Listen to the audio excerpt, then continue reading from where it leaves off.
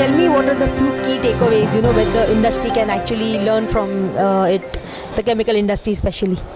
Yeah, to be honest, I think for me what was really eye-opening was that the chemical industry in general has a long way to go in terms of adoption of operational excellence.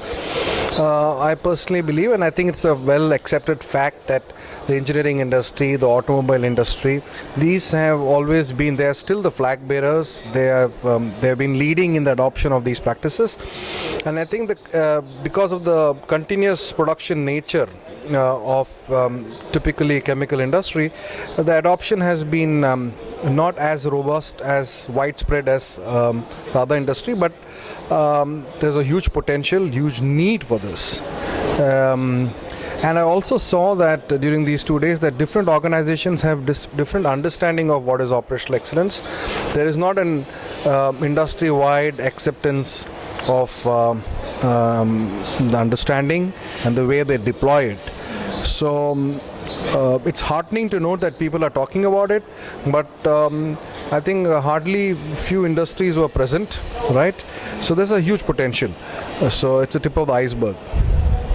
Sir, in terms of, could you tell me what are the trends in the operational excellence and some things that, chemical industry need to actually understand and implement in their organization, which will help them, move ahead in the future, and become better organizations in the future?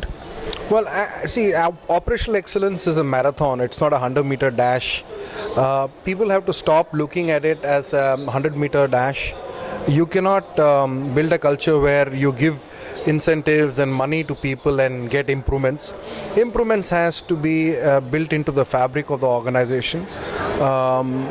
So I think the trend now is more and more about engagement of people, sincerity in the way you engage them. A lot of focus on daily management, because what you do daily really impacts what you achieve at the end of the week or end of the month or the quarter. So daily management is very critical.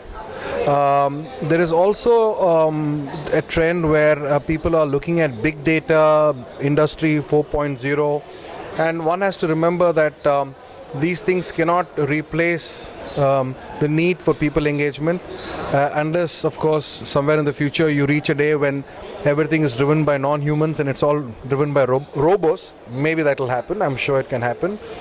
But still, until that time, people will need to be engaged, will need to be skilled, will need to be treated with respect, will need to be treated with sincerity. I think those are the things that we need to focus on. So the real focus should be on sincerity, people engagement, skilling them.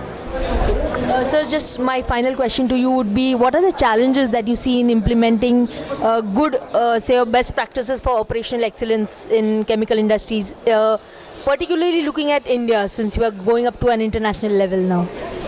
Well, first let me talk about, in general, with the industry, I think top management commitment. Our chairman, Mr. Masaki Imai, the chairman of the Kaizen Institute, always says top management commitment, and top management commitment. Unless the top management is really committed to building in excellence, nothing can happen. Having said that, I think in the chemical industry, there has to be a lot of focus on safety, because chemical industries are normally kind of bombs ticking. They have a lot of risky processes as compared to, say, mechanical or automobile. Risk is there in all industrial shop floors. But I think there's safety, people engagement. I think these are the most important things. Of course, top management has to be sincere.